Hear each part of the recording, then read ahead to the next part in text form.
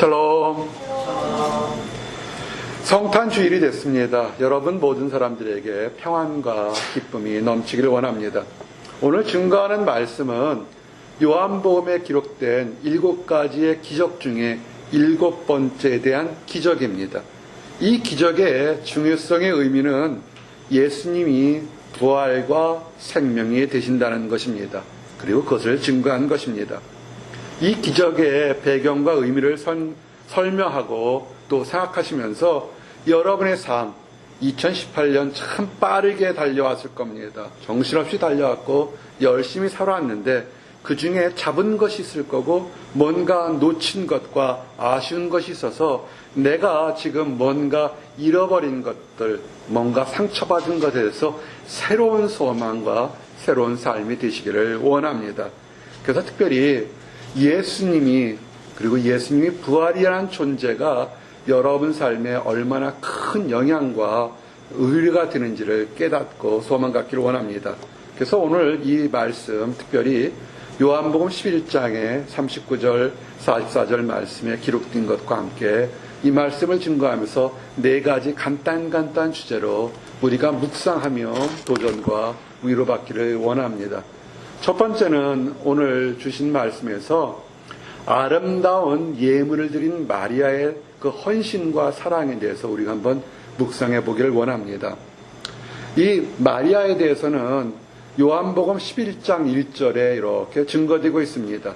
베다니에 나사로라는 사람이 살고 있었습니다. 이 나사로에게는 2 누이가 있었습니다. 큰언니 마르다와 그 동생 마리아가 있습니다. 이 나사로는 2 사람의 오라비가 됩니다. 예수님이 공생의 기간 동안 많은 곳에 갔을 때 대접을 잘 받은 경우 있지만 또는 어떤 경우는 후대접도 받은 적도 참 많습니다. 때로는 죽이려고 덤벼든 적도 많습니다. 근데 그 많은 사람들 중에서 특별히 나사로, 마르다, 마리아는 예수님을 믿고 따르며 아주 극진하게 잘 섬겼고 물질로 섬겼고 마음으로 섬겼고 말씀 듣는데 전념했던 사람들입니다. 그래서 한마디로 얘기하면 예수님의 사역을 직접 간접적으로 동역하고 참여했던 사람들입니다. 그래서 요한복음 11장 1절 2절에 보니까 이렇게 기록되어 있습니다. 어떤 병자가 있으니 이는 마리아와 그 자매 마르다의 마을 베다니에 사는 나사로라. 이 마리아는 향유를 주께 붓고 머리털로 주의 발을 닦던 자요 병든 나사로는 그의 오라비더라. 아멘. 이렇게 나사로와 그의 가족들을 설명하고 있습니다. 특별히 마리아는 정말 그 예수님께 귀한 것을 드렸다 이렇게 설명되고 있습니다. 예수님께서 공생의 사역 중에 정말 허다한 많은 사람들을 만났습니다. 그 사역에 동참하기 위해서 모든 것을 내려놓고 따른 제자들도 있습니다. 그래서 그 제자들을 예수님은 칭찬하셨습니다. 근데 그 중에서도 특별히 이 나사로와 마르다와 마리다는 예수님에 대한 사랑과 헌신이 각별해서 예수님도 칭찬하고 예수님도 바쁜 가운데 그 집에서 머물면서 말씀 증거하기를 좋아했습니다. 예수님의 사랑법은 어떤 건지 아십니까? 세상 사랑법은 이렇게 하죠. 사랑하고 미워하고. 예수님의 사랑법은 사랑하고 더 사랑하고 더욱 사랑하고. 이것이 예수님의 사랑법인 것 같습니다. 성경은 예수님은 나사로의 가족들을 특별히 사랑했다 그랬습니다. 근데 이 예수님이 나사로의 가족을 사랑할 만한 것 중에 많은 것들이 있는데 그 중에 아주 유별나게 기록된 것이 하나 있습니다. 미혼인 마리아가 예수님 몸에 아주 귀한 향유를 부었던 사건인 것입니다. 예전에는 미혼인 그 자매들이 결혼하기 전에 은행이 없기 때문에 결혼 후에 쓸 수 있는 지참금으로 예비금으로 귀한 향유를 아주 잘 좋은 그 그릇에 담궜다가 팔기도 하고 들고 가서 자기 물질을 썼습니다. 근데 이 마리아가 자기 결혼식과 그 이후에 쓸 돈으로 준비해냈던 향유 300데나리온, 그러니까 노동자 한 사람이 1년 동안 벌 돈입니다. 여러분 월급 얼마 받습니까? 여러분이 1년 동안 벌 것을 한순간에 예수님께 그 다 부어버렸던 것입니다. 1년 저축할 평범한 그 노동자들이 1년 동안 뭘 금액이니까 적은 돈은 아닙니다. 저축이 발달되지 않았을 때 그 향유가 미혼인 자매들에게는 결혼 지참금인데 그 모든 것을 다 드렸다는 것입니다. 그냥 드려서 향유를 드려서 예수님 쓰시라는 것이 아니라 누가 드지 말까? 향유를 완전히 부어서 예수님 머리부터 발까지 향유를 붓고 그리고 부은 것 보면서 중동의 여인들은 머리를 자르지 않았기 때문에 긴 머리카락으로 그거를 예수님의 발을 닦아서 가장했습니다. 그때 모습이 요한복음 12장 3절에 이렇게 표현합니다. 마리아는 지극히 비싼 향유 곧 순전한 나드 한 근을 가져다가 예수의 발에 붓고 자기 머리털로 그의 발을 닦으니 향유 냄새가 집에 가득하더라. 아멘. 여러분은 이런 사건이 있을 때 이 마리아의 행위를 어떻게 보십니까? 정말 굉장히 잘했다 칭찬하시겠습니까? 아니면 헛된 일을 했다 칭찬하시겠습니까?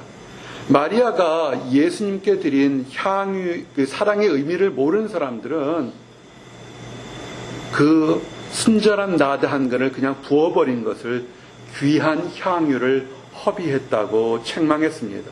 그것도 공개적으로 사람들 많은 앞에서 예수님 보는 앞에서 마리아를 책망했습니다. 12제자 중에 한 사람인 가룟 유다는 그가 예수님께 마리아가 나드 한 근을 부었을 때 그것을 팔아서 힘든 사람을 주면 되지 왜 그것을 부어버려서 아무도 쓰지 못하게 하냐고 헛된 일을 책망한 것입니다. 선한 일을 한 마리아를 공개적으로 비난하는 것은 마리아가 잘못해서 그런 것이 아니라 유다가 그걸 물건으로 놔뒀으면 훔쳐서 자기가 쓸 것인데 그렇게 하지 못해서 물건에 대한 욕심 때문에 그렇게 했다. 성경은 기록되어 있습니다. 요한복음 12장 5절 6절 보니까 이 향유를 어찌하여 300데나리온에 팔아 가난한 자들에게 주지 아니하였느냐 하니 이렇게 말함은 가난한 자들을 생각함이 아니요 그는 도둑이라 돈꾀를 맞고 거기 넣는 것을 훔쳐가미러라. 아멘. 아마 유다는 회계를 재정을 담당하면서 그 전에 알게 모르게 계속 돈을 빼다가 썼던 것 같습니다. 유다의 말을 얼핏 생각하면 의미가 있는 것 같습니다. 가난한 사람에게 나누어 주는 것이 귀한 향유를 쓰는 것이라고 가치 있는 것이라고 생각할 수 있습니다. 그런데 이 질문과 의문에 대해서 예수님이 말씀하신 것을 알 수 있습니다. 예수님이 가난한 사람들을 돌보는 것을 싫어하셨나요? 병든 사람을 돌보는 것, 사랑하는 것을 싫어하셨나요? 예수님은 그렇게 하지 않으셨습니다. 예수님은 처음부터 힘들고 어려운 사람, 귀신 들린 사람, 병든 사람을 고쳐주고 낫게 하고 인생의 새로운 소망을 갖는 것을 기뻐하셨습니다. 그러면서도 예수님은 불쌍한 사람들, 병든 사람들, 가난한 사람들을 도와주면서 한 번도 그 사람들에게 보답을 받으려고 원한 적이 없습니다. 그런데 지금 가룟 유다가 예수님 앞에서 책망하는 겁니다. 왜 가난한 사람 주지 않았냐고. 이 얘기를 잘 들으셔야 됩니다. 마리아를 책망하는 것 같지만 이 얘기에는 엄밀하게 예수님을 책망하는 것과 똑같습니다. 왜 마리아의 행동을 제지하지 않아서 가난한 사람들을 도와주지 않았냐고 예수님의 사역을 핍박하는 것과 똑같습니다. 저를 좀 보십시오. 우리가 교회를 섬기면서 물질과 사람 섬길 때 내 말이 맞는 것 같지만 더 큰 의미에서는 어쩌면 하나님께 대적하는 실수할 때가 참으로 많다는 것을 우리가 귀하게 깨달아야 됩니다. 예수님이 그래서 보통 때는 제자들이 잘못해도 오래 참으셨는데 이때는 예수님께서 말씀을 하십니다. 예수님이 가난한 사람들과 함께 있을 것은 예수님이 이 땅에 살아계실 때 육신의 모습으로 있을 때까지는 예수님이 같이 있을 수 있습니다. 그러나 예수님이 없다면 얘기가 달라집니다.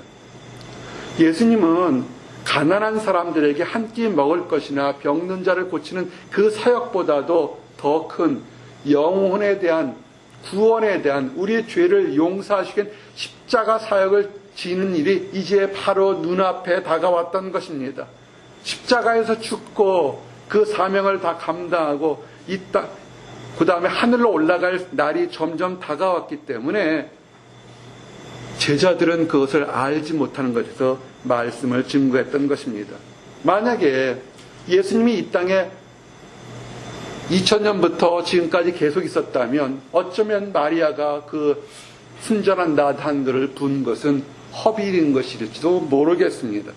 그러나 마리아가 예수님께 자기의 가진 모든 것을, 가장 귀한 것을 드린 것은 사실은 예수님의 장례를, 죽음을 기념하기 위한 성령의 감동된 역사로 한 것입니다. 그래서 예수님은 가룟 유다가 바로 많은 사람들 앞에 마리아를 책망할 때 보통 때는 가만히 계셨는데 이때만큼은 마리아를 책망하지 말라고 말씀하십니다. 요한복음 12장 7절에서 8절 보니까 예수께서 이르시되 그를 가만두어 나의 장례할 날을 위하여 그것을 간직하게 하라. 가난한 자들은 항상 너희와 함께 있거니와 나는 항상 있지 아니하리라 하시니라. 아멘. 예수님께서 마리아의 향유를 받는 것은 내가 너희들과 함께 있을 날이 얼마 남지 않은 것이고 마리아의 한 것은 그것은 헛된 낭비가 아니라는 것입니다. 영적인 눈이 여러분 있으셔야 됩니다. 여러분 지금 누구와 함께 있습니까? 나 혼자 있어서 외롭습니까? 아니면 영적인 영안이 열려서 내 주변에 나를 지켜는 하나님의 천사들과 귀한 성도들과 하나님의 손길이 함께 있는 것을 느끼십니까? 연말에 하나님의 천사들과 하나님의 손길이 나와 함께 있는 것을 눈으로 보거나 느낄 수 있는 사람은 복된 것입니다. 그러나 수많은 사람들 속에서 무엇을 얻으려고 노력하지만 그냥 시간은 덧없이 흘러가는 일수를 말하게 됩니다. 사람의 눈으로 보게 되면 마리아가 한 행동은 헛된 낭비입니다. 그러나 영안이 열린다면 예수님의 장례를 준비하고 예수님께 모든 것은 인생에서 가장 귀한 투자가 되는 것입니다. 그리고 예수님도 그것을 정말 기쁘게 받으셨습니다. 그래서 마리아가 한 것은 헛된 낭비가 아니라 거룩한 투자이며 예물이었던 것입니다. 마리아가 향유를 예수님께 부은 것은 그 누구도 알지 못했던 예수 그리스도의 죽음을 미리 기념하는 행위가 됐습니다. 그리고 예수님 발에 부어진 향유를 아주 겸손하게 자기의 머리털로 낮춰서 닦음으로 그녀 자신도 머리와 온몸에 향유 냄새가 같이 배어난 것입니다. 예수님께 드렸다고 그랬는데 그 드린 모든 것의 기쁨도 지금 마리아도 함께 누리고 있었다는 겁니다.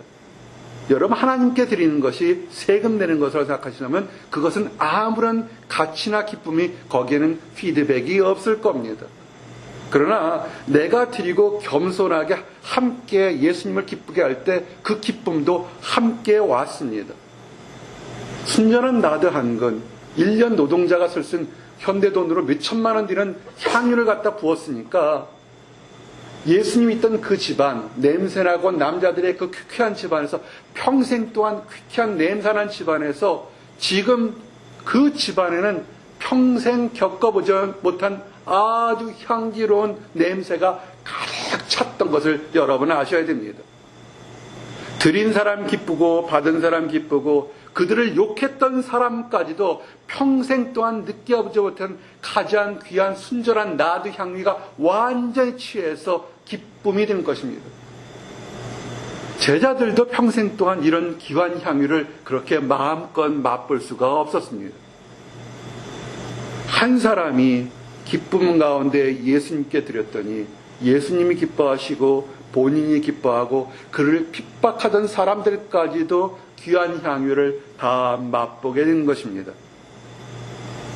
말의 헌신과 드림은 그리스도께 영광을 돌렸고 드린 자신에게는 유익함과 투자가 되었고 이웃에게는 사랑의 향기를 나누는 귀한 선물이 되었습니다. 이렇게 생각해 보셨습니까?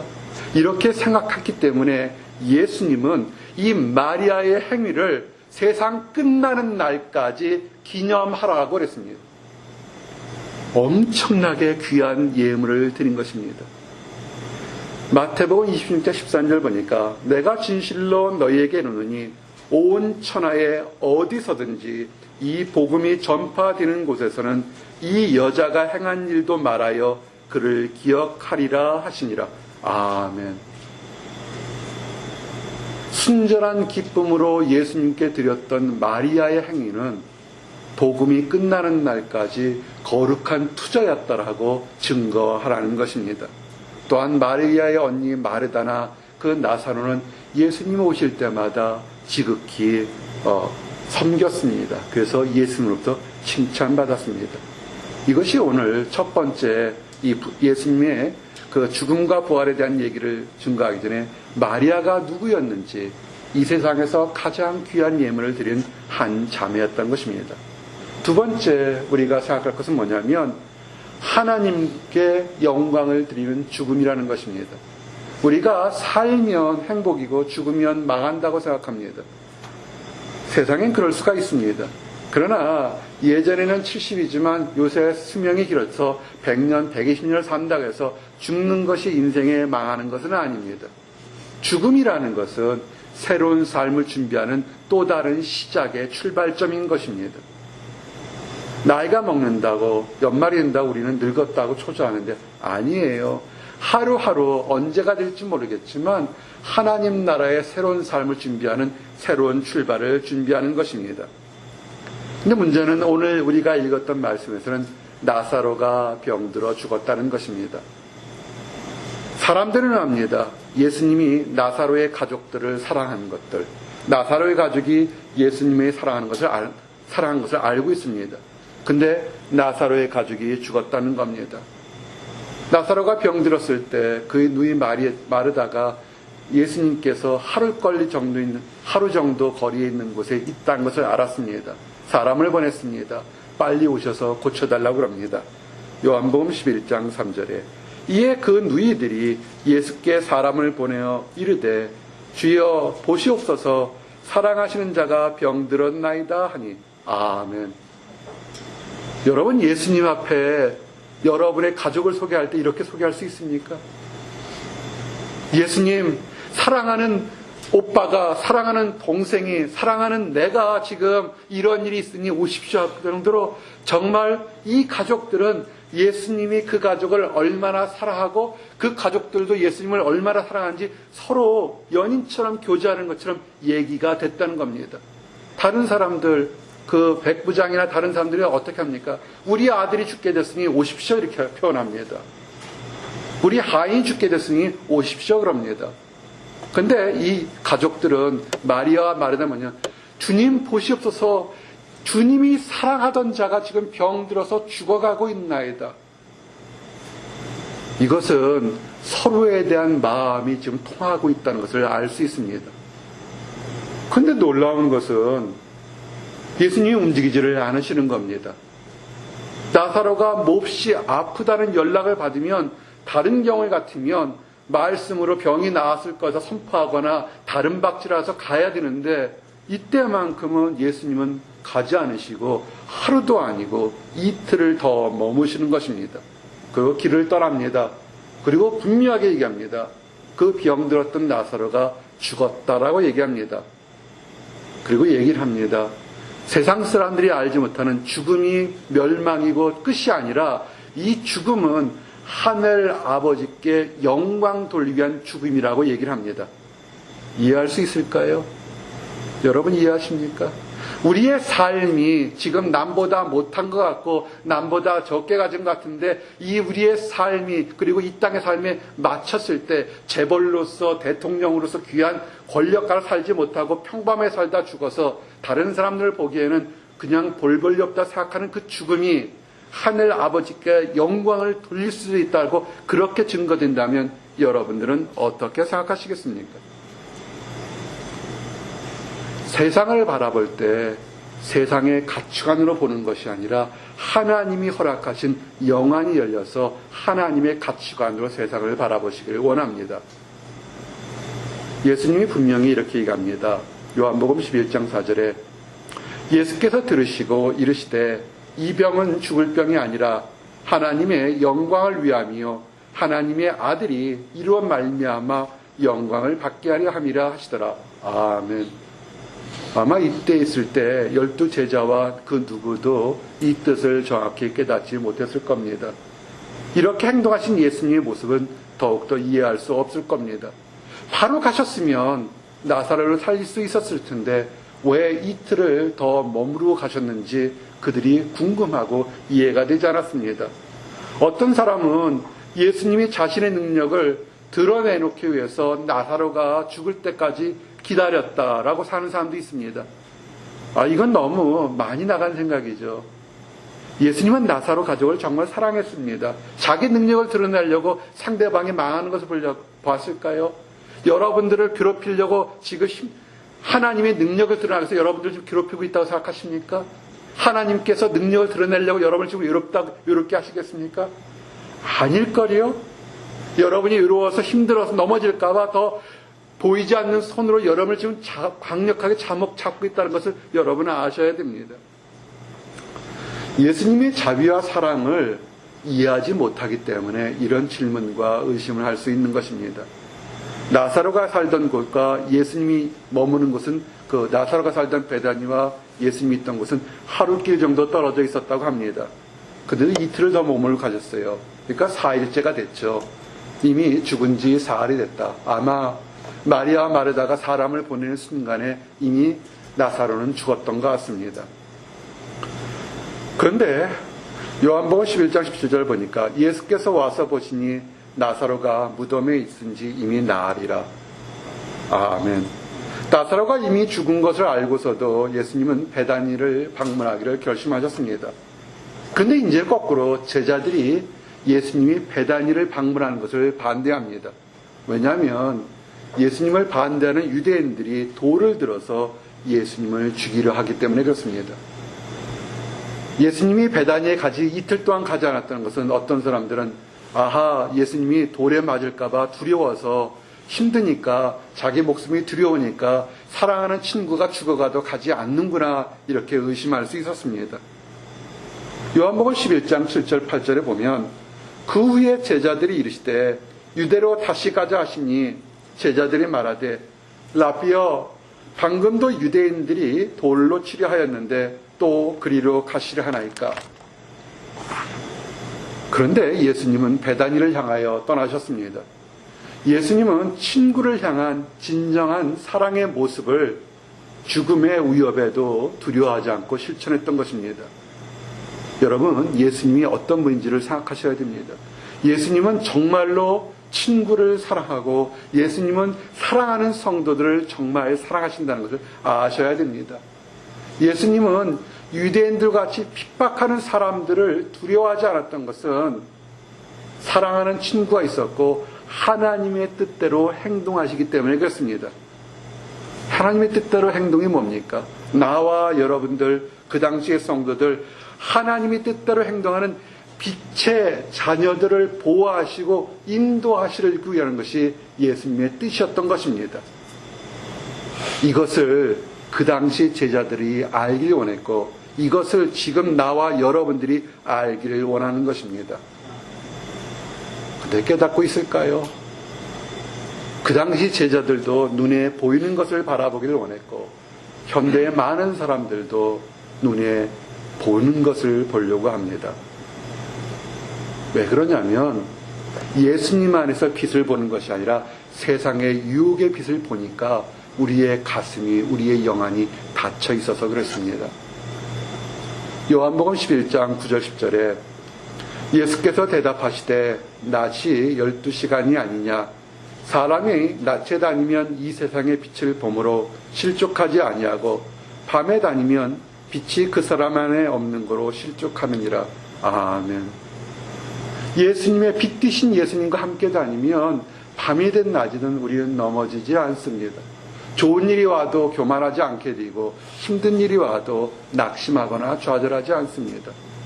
그러나 예수님과 멀어져 있기 때문에 마음이 세상이 깜깜하니까 우리는 넘어질 수밖에 없고 우리는 실수할 수밖에 없는 것입니다. 이제 본론으로 돌아갑니다.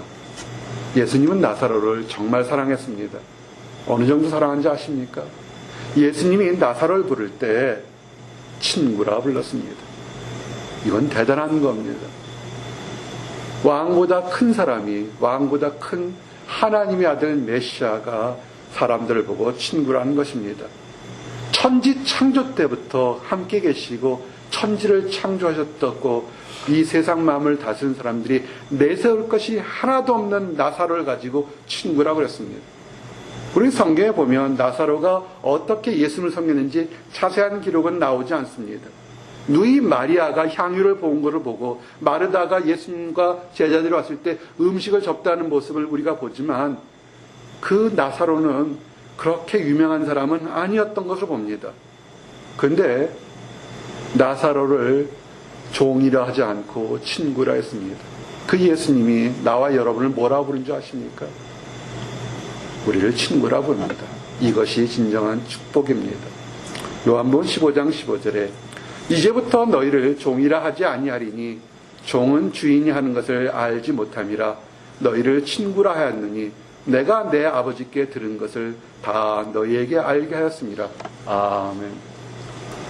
남자들이 나이 60대가 되게 되면 인생의 공황을 느낀다고 많은 신문에서 이렇게 기록들 합니다. 친구가 없다는 겁니다. 열심히 직장 생활하는데 친구가 없다는 겁니다. 여러분 친구가 있나요? 여러분은 외로움을 느끼시나요?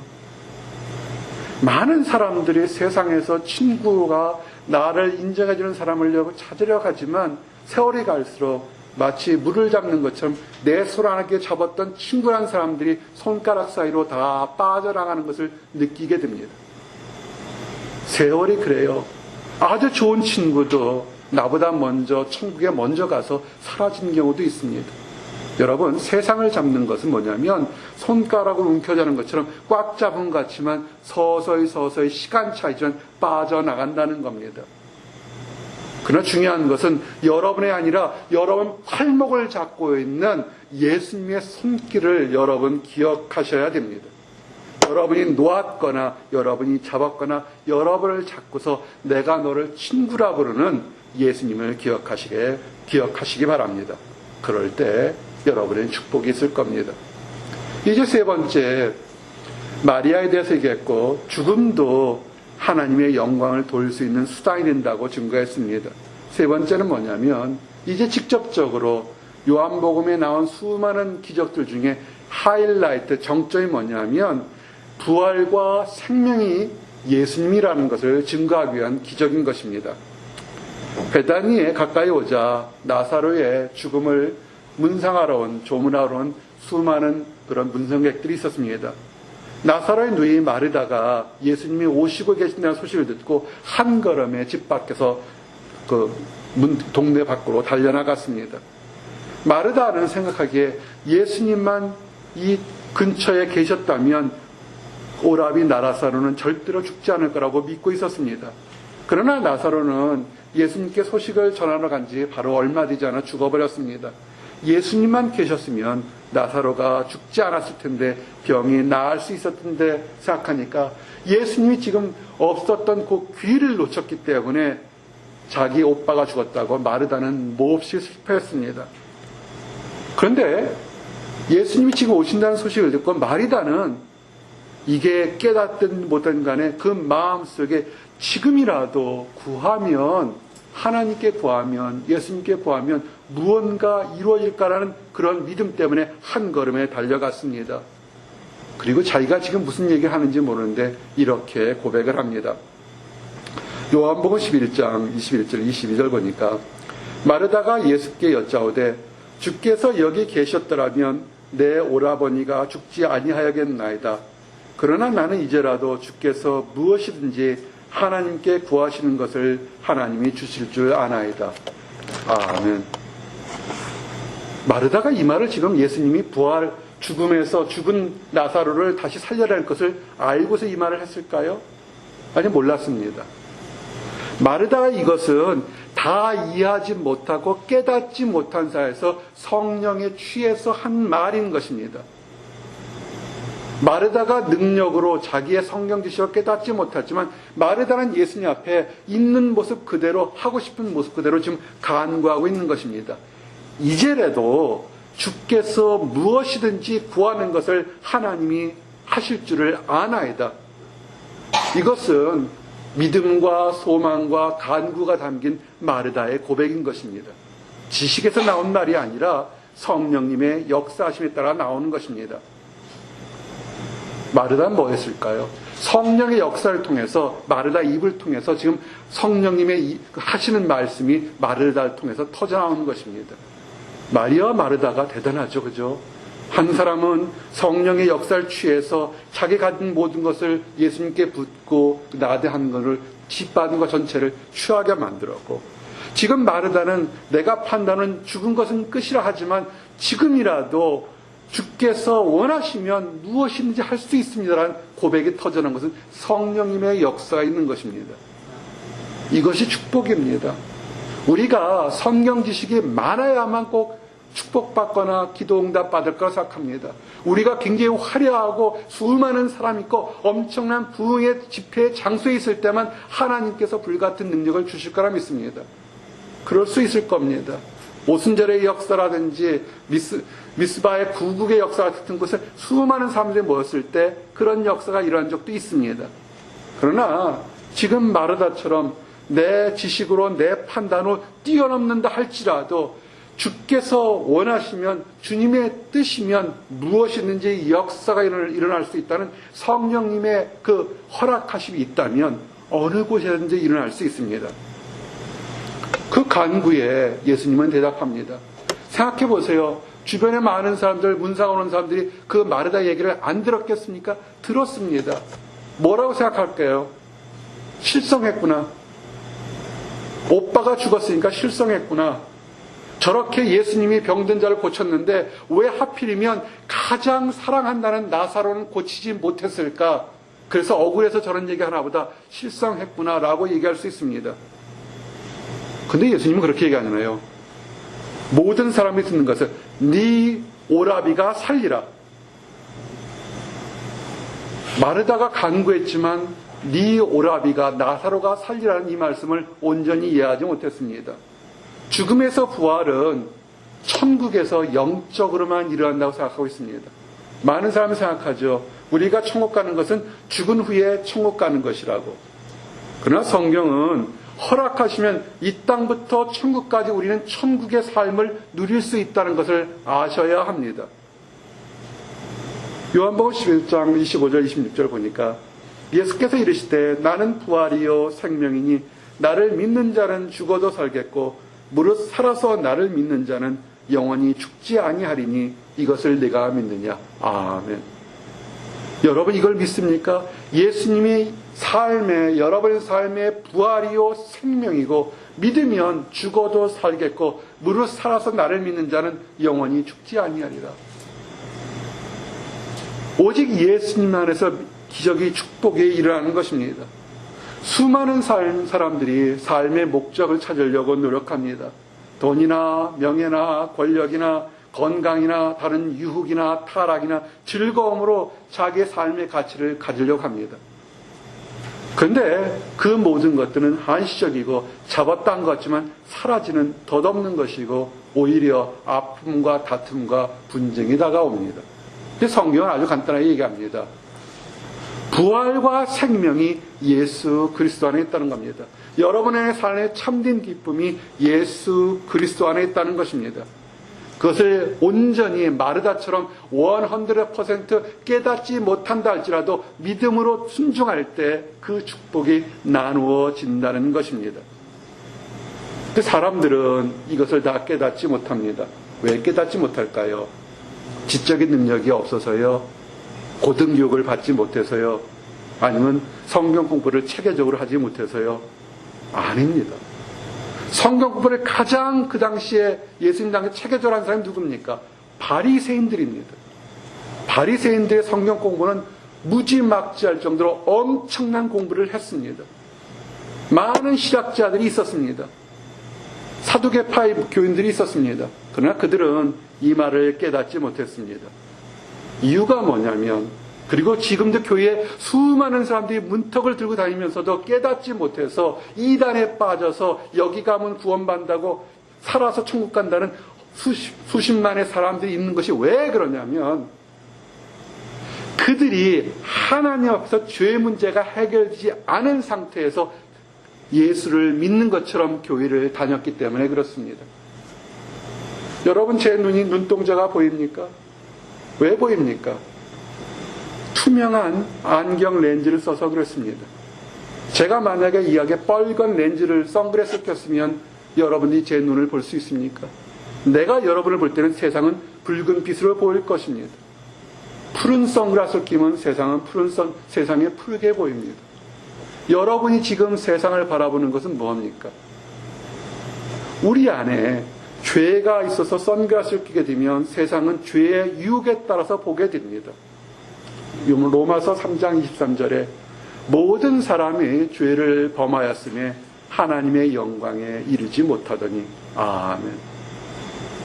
이거는 우리가 수없이 돌아봐야 됩니다. 교회를 10년, 20년 달린 게 중요한 것이 아니고 정말 내가 하나님 안에서 내 죄가 용서받았는지를 그리고 내가 거듭났는지를 물어봐야 되는 것입니다. 아담과 하와가 에덴 동산에 살았지만 뱀의 유혹에 넘어간 것은 죄가 들어와서 그렇습니다. 로마서 5장 12절 13절처럼 그러므로 한 사람으로 말미암아 죄가 세상에 들어오고 죄로 말미암아 사망이 들어왔나니 이와 같이 모든 사람이 죄를 지었으므로 사망이 모든 사람에게 이르렀느니라. 아멘. 죄가 우리 몸에 들어오니까 행복한 것 같지만 맨날 치고받고 싸우고 내가 이만큼 얻어도 기뻐해야 되는데 더 많이 얻은 사람을 보고 질투하고 시기합니다. 다른 사람이 많이 가져서 축하한다고 얼마나 힘들었을까 수고했다는 말 대신에 빈정거리게 하는 것이 생기게 됩니다. 뭐 때문에 그렇습니까? 죄 때문에 그렇습니다. 세상을 바라보는 것은 죄의 문제를 해결해야 되는 것입니다. 죄가 있기 때문에 사망이 있고 죽음이 있는 것입니다. 지금 예수님께서 가장 중요한 기적을 나와 여러분들에게 그리고 2000년의 사람들에게 행하시고 싶었던 것입니다. 그것은 뭐냐면 사람들에게 그 죄 때문에 죽어갈 수 있는 것에서 생명이고 부활할 수 있는 것이 참된 근원의 시작은 예수님이라는 사실을 증거하고 싶어서 그러신 것입니다. 예수님이 부활이요 생명이라는 것은 사망의 그늘에서 벗어날 수 있는 것입니다. 예수님은 어떻게 하셨습니까? 그것을 증거하기 위해서 모든 죄를 지시고 십자가에 대신 죽으셨습니다. 여러분의 죄, 우리의 죄, 모든 사람의 죄를 십자가에 달려서 죽은 것을 여러분이 믿으면 그리고 입으로 시인하고 고백한다면 우리는 새롭게 살 수 있는 것입니다. 베드로의 고백이 뭐였습니까? 시몬 베드로가 대답하여 이르되 주는 그리스도여 살아계신 하나님의 아들이시니이다. 아멘.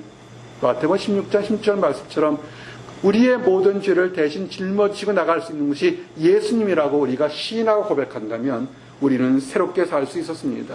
이 베드로가 이런 고백 그냥 했나요? 그냥 지식으로 한 것이 아니라 성령의 감동으로 됐습니다.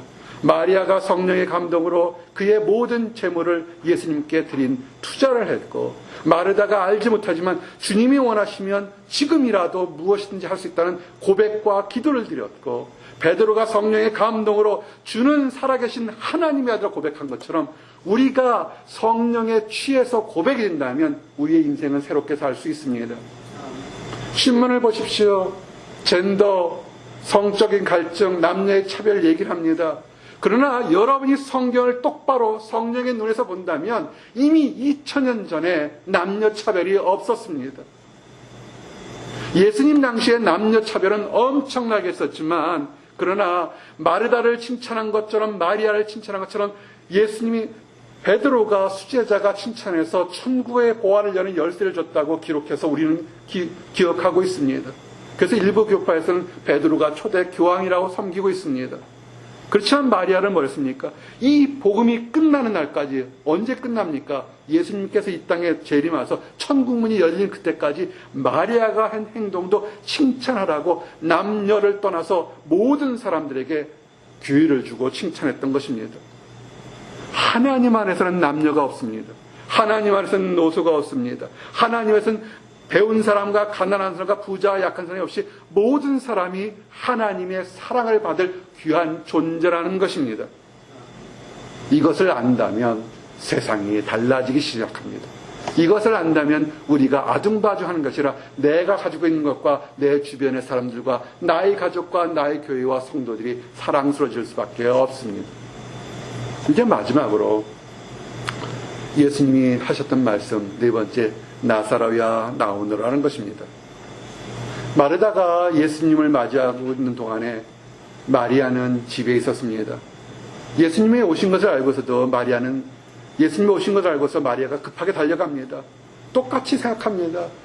예수님만 계셨으면 오라비 나사로가 죽지 않았을 텐데. 사람 마음이죠.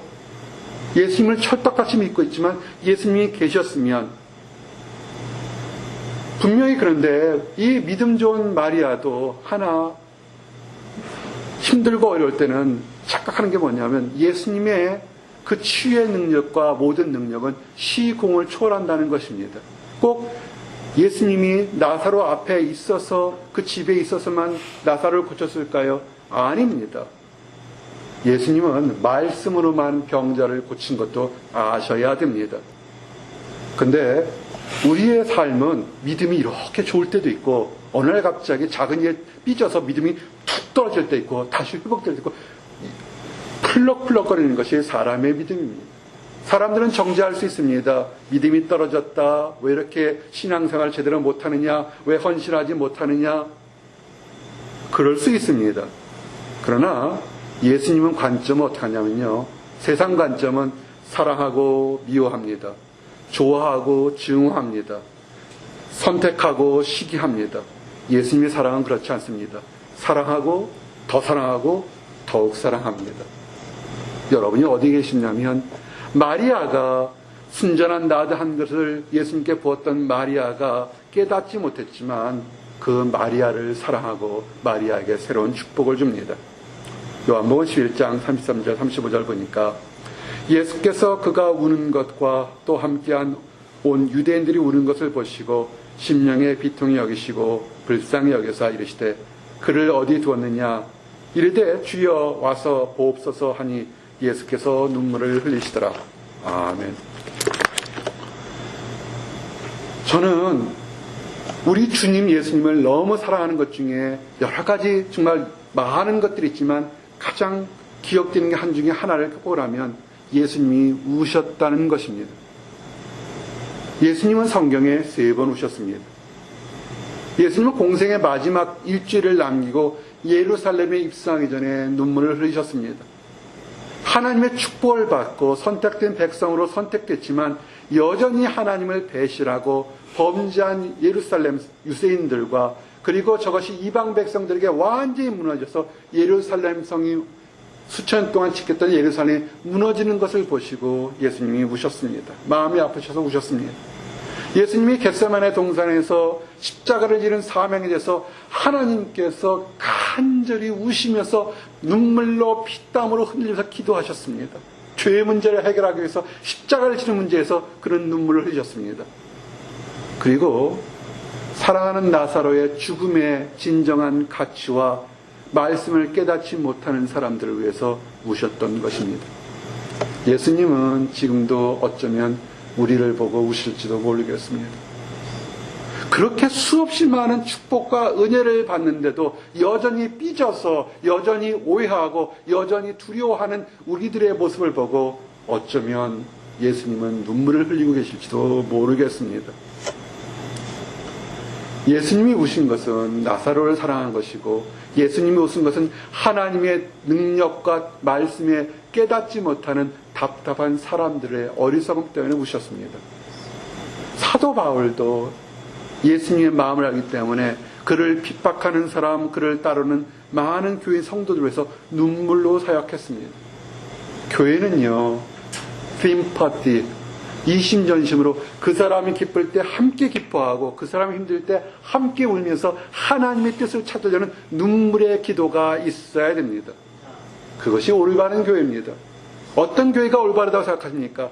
화려한 건물, 수십억 대, 수백억 대의 재정을 교회가 좋은 교회라고 생각하십니까? 아닐 겁니다.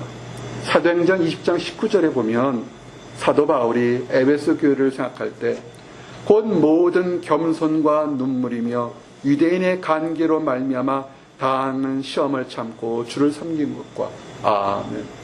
하나님 앞에서 기쁨의 눈물과 슬픔의 눈물을 흘리며 기도했던 그 눈물이 있는 것이 역사일 것입니다. 예수님께서 정말 이렇게 기록적으로 눈물을 흘리시는데 사람들은 그러면 죄책감에 내가 잘못했구나 하고 슬퍼야 울어야 되는 것이 아니라 오히려 조롱합니다.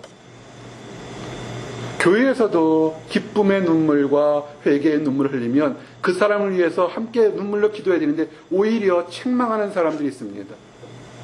그건 믿음이 굉장히 잘못된 것입니다. 요한복음 11장 36절 37절 이에 유대인들이 말하되 보라 그를 얼마나 사랑하셨는가 하며 그중 어떤 이는 말하되 맹인의 눈을 뜨게 한 이 사람이 그 사람은 죽지 않게 할 수 없었더니 하더라. 아멘. 세상에 아무리 하나님의 큰 역사가 있어도 마귀는 끝까지 회방하려고 합니다. 담대하십시오. 선한 것 옆에 항상 회방이 있습니다. 이 말씀을 들은 예수님은 마음에 비통함을 가졌습니다. 진리를 듣고도 깨닫지 못하기 때문에 그렇습니다. 예수님이 뭐라고 말씀했습니까? 나는 부활이요 생명이라고 지금 말씀하시는데도 그들은 깨닫지 못했습니다. 그 예수님께서 얘기합니다. 보여주기 위해서 장사 지낸 무덤의 돌을 치우라 그랬습니다.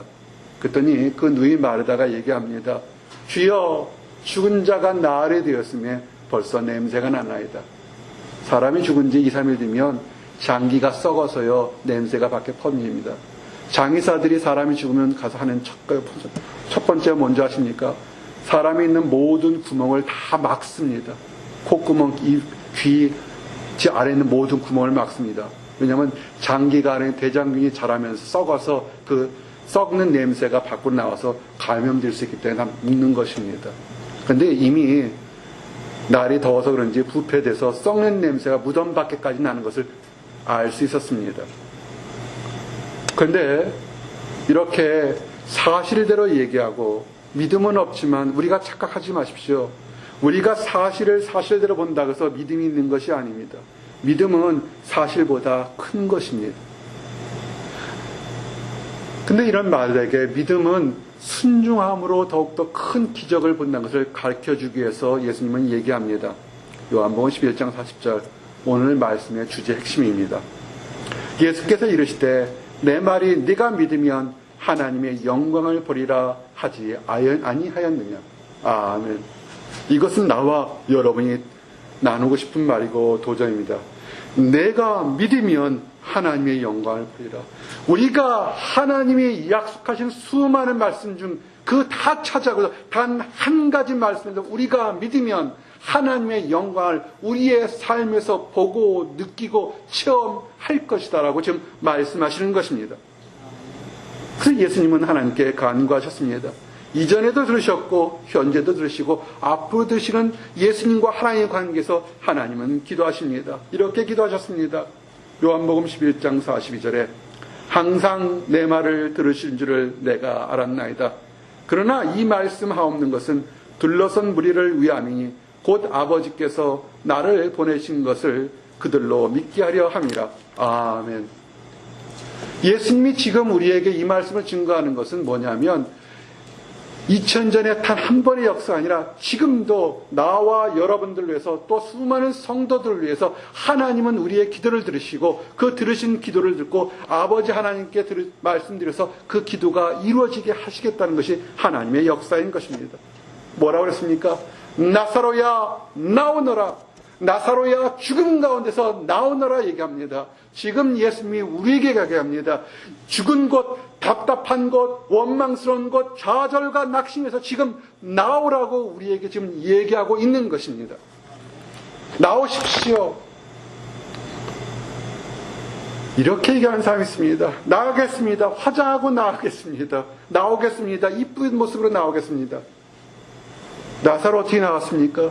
나사로야 나오너라 했더니 썩는 냄새나는 그대로 모습, 둥둥 둘려 감기는 그 붕대로 감기고 천으로 감기는 그 모습 그대로 강시처럼 콩콩콩 뛰어서 나왔던 것입니다. 순종이 축복의 첫 번째고, 순종이 기적을 체험하고, 순종이 하나님의 영광을 보게 하는 것입니다. 요한복음 11장 43절 44절에 큰 소리로 나사로야 나오라 부르시니 죽은 자가 수족을 베인 배로 동인채로 나오는데 그 얼굴은 수건에 쌓였더라. 예수께서 이르시되 풀어 놓아 다니게 하라 하시니라. 아멘. 여러분이 있는 모습 그대로 예수님 앞에 나오게 되면, 여러분이 내가 어떻게 고치고 어떻게 화장하고 어떻게 성장할까 걱정하기 전에 하나님의 천사들이, 하나님의 사람들이 보내서 여러분들을 풀어 다니게 놓아도록 묶인 줄을 끊어 놓을 겁니다. 우리에게 필요한 것은 원망과 질투와 미움과 시기와 무지와 믿지 못하는 그 답답함 속에서 나오라 할 때 순종하고 나가시기 바랍니다. 사랑하는 성도 여러분, 이제 말씀을 마칩니다. 지난 8주 동안 요한복음에 기록된 예수님 행한 7가지 기적을 증거했습니다. 마지막 기적이 우리의 삶에 큰 도전이 됩니다. 예수님이 부활이요 생명인 것입니다. 우리의 삶이 예수님께 맞춰져 있고 함께 산다면 기쁠 때 찬양할 수 있고, 힘들고 어려워도 우리는 소망을 가지고 새롭게 나갈 수 있습니다.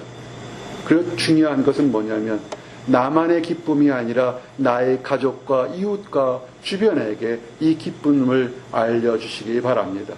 그래서 함께 기뻐하는 모든 사람들이 되기를 원합니다. 기도하시겠습니다. 하나님 감사합니다. 나사로야 나오라고 말씀하신 예수 그리스도의 말씀에 순종하게 하시면 감사합니다. 절망과 미움에서, 두려움에서 나오라고 말씀하시는 하나님의 음성을 오늘 듣게 하심이나여 감사합니다. 이제 우리에게 허락하시는 삶 속에서 새로운 삶, 새로운 찬양, 새로운 감격과 기쁨이 넘치는 삶이 될 수 있도록 허락하여 주시옵소서. 늘 감사드리었고 예수 그리스도를 받들어 기도했습니다. 아멘.